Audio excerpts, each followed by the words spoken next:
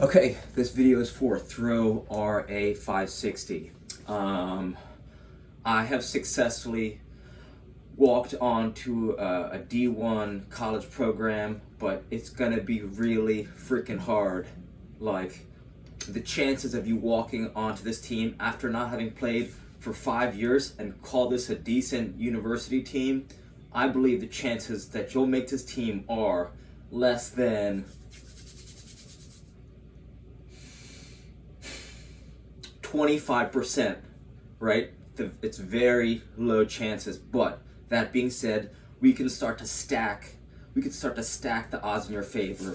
So I want to come up with a plan, and let's say when you're seeing this video, I want you to hit me back and let me know how much time that we have before your tryout, because if it's gonna be this August, then I think that's easy. That's easy money if it's going to be in August. But if it's, I don't know when your university trains, but let's say you have 2 weeks, or let's say you have 1 week, 2 weeks, 1 week. No, let's go very hard. Let's go 1 week.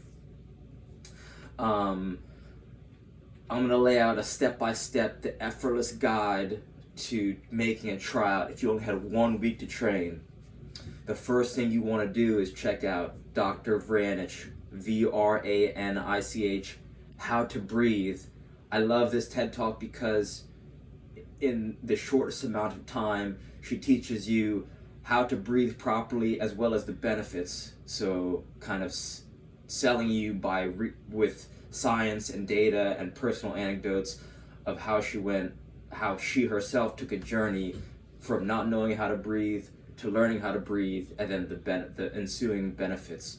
And that's something that I just learned in the past 6 months that's completely changed my life, something that I wish I learned when I was a youth soccer player. So that's how to breathe with Dr. Vranich, Vranich. That's going to lay down that's going to give you the ability to be cool and be calm under pressure, right? This is something that they teach in Russia and in China when kids are like 5-6 years old. So this is a super important skill. If you only had 1 week to train, right, you kind of want to show the coaches of your dedication. So like, assuming this isn't pivotal, but it could help in your favor. If there's a place where where the team trains, that coaches, right? Let's say the training ground is visible from the coach's office, or like basically I want you to ideally your training sessions are in a place where that the coaching staff can witness your commitment and your dedication. So for example, if I was dedicated to making a D1 team and I hadn't played in 5 years, I would show up and I would train. I would wake up at 6. I would eat or not eat breakfast, and then I would be where I could be seen from the coaches. So like, each time they see you is like a micro tryout. So they're like, oh, who's this kid who's training, come to pro. You're fucking annoying. Why would you put that on? I don't on. Because I want it on. Why is it all about you? You want the blinds closed. You want this. You want that. I can like live in my living room. Okay, want me to go in my bedroom? I can. Why can't I turn the light on? I can live in the living room. I don't want to. I don't want the light on. I never want to turn it on. Where was I? Okay, so each time you show up, it's a micro tryout, right? So each time, so let's say you're a week early, right? You wake up at 6, and let's say your trial's on Monday. So the Monday a week before, let's say you show up and you're at the training field. Ideally, it's a turf field because you don't want to be destroying the practice field. But you know, if it's a grass field. And this is all theory, right? So basically, I just want you to get somewhere where they can view your training, and they'll see your consistency and your repetition and your smart training. Because if you could train smart and show them you're training smart, then not only will they appreciate the vision, which is, wow, this player is training very smart for a college player. You'd be surprised how many college players can't juggle a ball for 5 minutes straight, 10 minutes straight, in a rhythmic fashion, very relaxed, very breathing. So I think, so that's my strategy. You wake up 6 a.m. on a Monday morning, a week before the tryout, and then you train, you go to the practice field, and then you train from, right, you wake up at 7, and then you're training from 8 to 10, and then, you obviously have class and all that stuff, but, you got to keep in mind, if you can make this team, it's going to elevate your studies, because now you're going to have you're going to have more, you're going to be able to grow your life, because now you've shown, right, your studies will improve, because now you've earned a higher level of respect, in the sense that, university professors, care about their team, and if you could represent your team being a student athlete, that's a great accomplishment. So I'm just going to pretend like your classes can fit into this configuration, just so you see what I mean, in the sense that how I want to show the coaches that you're going to be ready to play as a university athlete.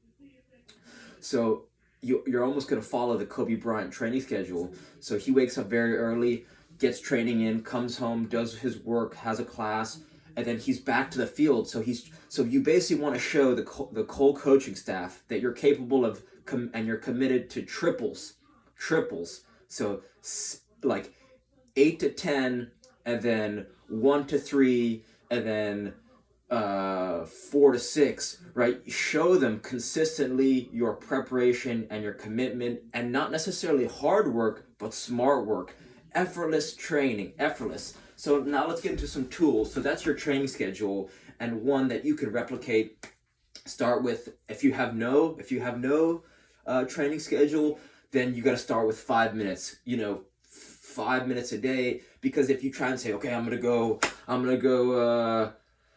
train 8 hours a day, I'm gonna get 5,000 touches a day.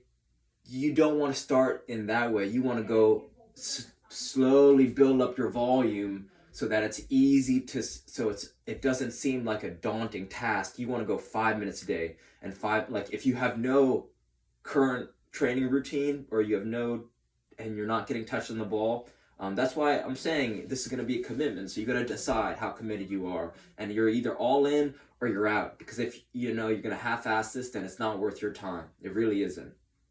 But if you really want to be on this team, and you can make it so you can make this effortless, I think effortless is the way to go. And I'm going to show you some tools that we can train effortlessly. Okay, so this is something that no one's going to tell you to learn, but I'm going to tell you to learn it, because I think this is the way that we're going to that we're going to help you advance faster than anyone who's thinking about the solution right now. And I don't think anyone in the boot room is going to tell you this either, or online.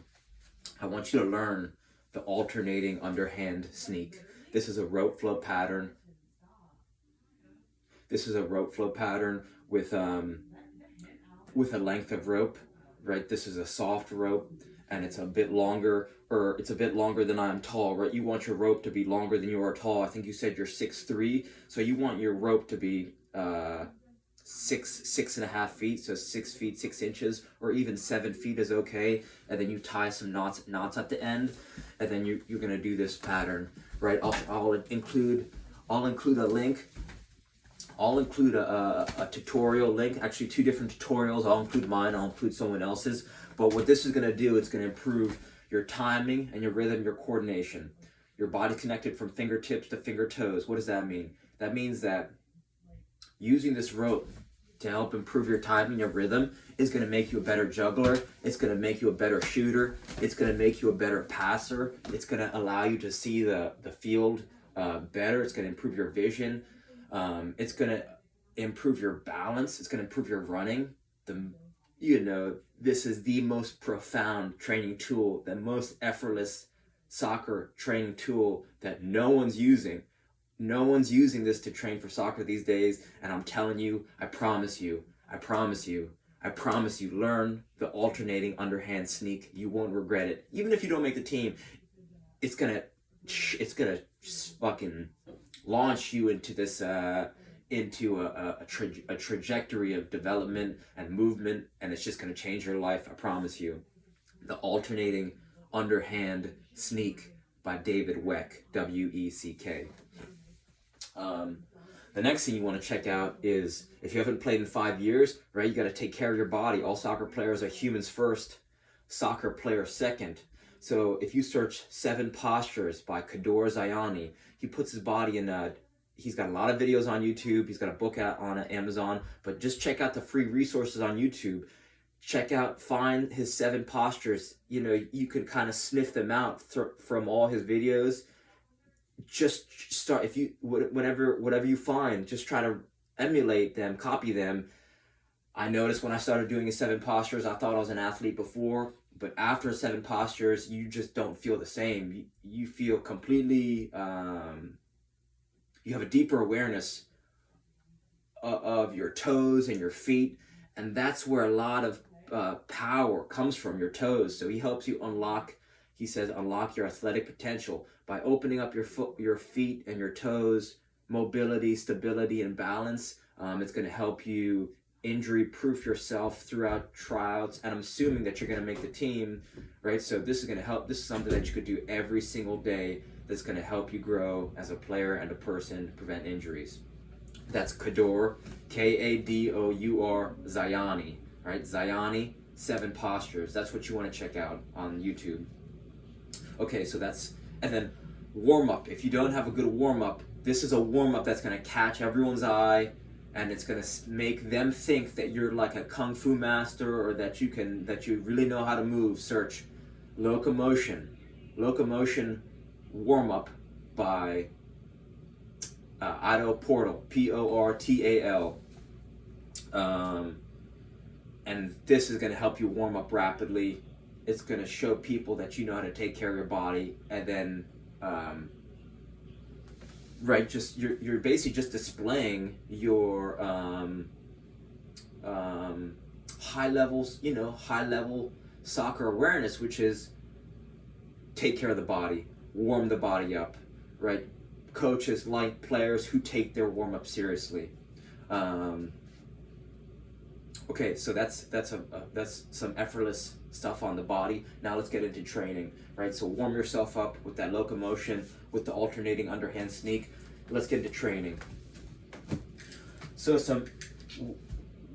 the 2 most effortless things that'll really change your life. The 3 most effortless things that you kind of want to go on a perpetual soccer vacation. What does that mean? That means that you want to start carrying a tennis ball with you everywhere you go, or bring a kick trainer with you everywhere you go, or bring a soccer ball with you everywhere you go. Because anytime that you could go for a walk, you could dribble a ball.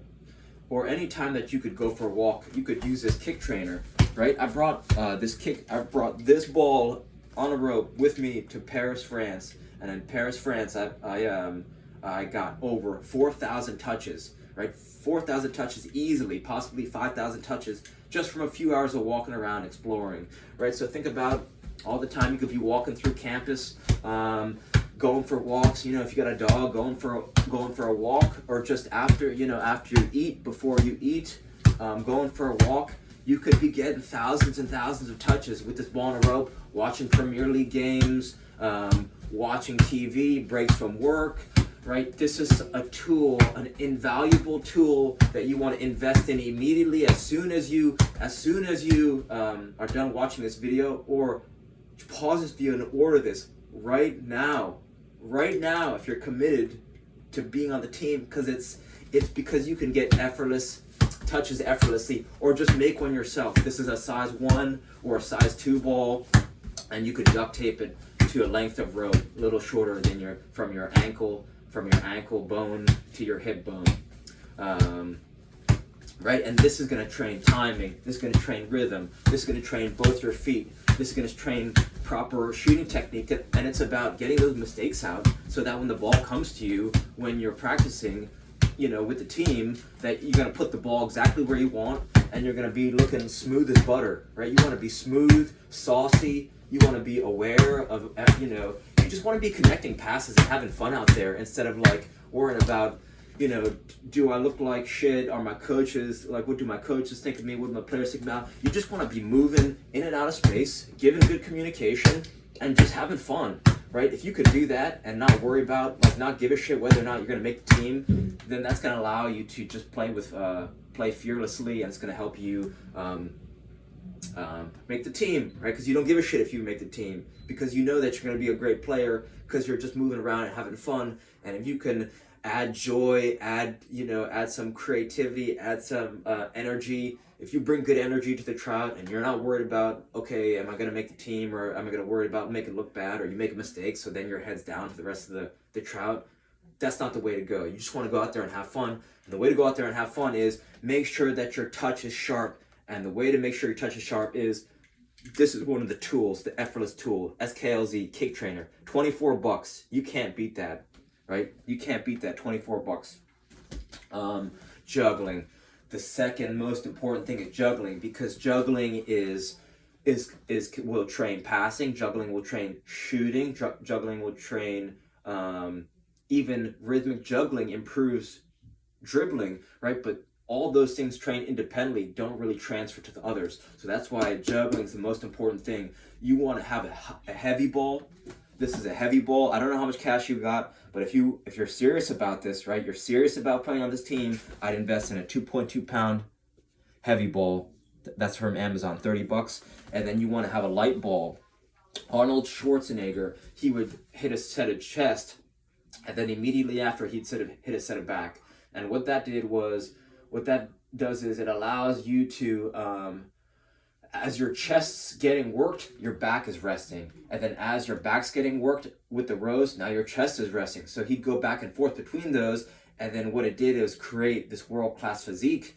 And the same principles apply to going light and heavy. When you alternate between the two, it's going to create this sharp touch, right? You're going to chisel this touch out of stone, going back and forth between them. It's like, it's just magic the way it works, right? Heavy and light is going to help you sharpen that touch. And then the size 1 ball. The size 1 ball, you need this for dribbling, right? Because you could use a size 5 for dribbling, but there's a reason they call it a skills ball, because you develop your dribbling skills. Each moment that you spend learning new ball mastery moves, a size 1 ball is going to help maximize your return on investment, your ROI of the time you spend. Because think about Halo or Call of Duty. If you turn your sensitivity up to 10, right, and then you go to move it around, at first you're very jerky because your sensitivity is so high. But as you become more aware of the sensitivity, then you'll start to get a competitive advantage against the competition, because you can orient your vision faster than your competition, and then that allows you to have a competitive advantage. Same thing with the size 1 ball. If you can manipulate a size 1 ball, which is hard in the beginning, as you grow more and more accustomed to it, when you get on a size 5, it's going to be much easier to dribble a size 5 because you've been able to master a size 1. So that's why investing in a size 1 is super important. And a size 1, it'll allow you to improve your juggling, right? Alternating between a light and a heavy ball. So that's why, right, with these 4 tools, tennis ball, size 1, heavy ball, and a kick trainer, if you start demonstrating, if the coaches see your rotation with these tools, they're going to be like, who the freak is this kid doing these things? And how come he's not on the team already, right? They're going to be gearing up to say, well, wow, he's 6'3". Okay, so where do we play him? And that depends where you like to play. But at the end of the day, if you could keep the ball, if you got a good touch, and you have good soccer awareness and good soccer vision, and can listen to the coaches, what they're saying, you could look them in the eye, and they see your future value of a player is big, especially if you got if they see that you have future value and potential because of your commitment, and you're just a joy to be around, right? You're a high level person as well as player. I think that you're gonna have a lot of good I think you have a great opportunity, and so these tools will help you effortlessly conquer this challenge because they'll help reduce anxiety and fear. It's gonna sharpen your touch, and it's gonna allow you to train so smart. Like no one is training like this. I can't reiterate this enough. I can name only one other person who's training like this, and that's it. And these tools, if you start to focus on breathing, that Dr. Vranich breathing, while you're doing these things, you should show up early to the day of practice and get 1,000 touches, alternating different sized balls, and when it's ready for game time or ready to train, ready to play, you're gonna have a lot of fun. So reach out with any questions, and thanks for your time. All right.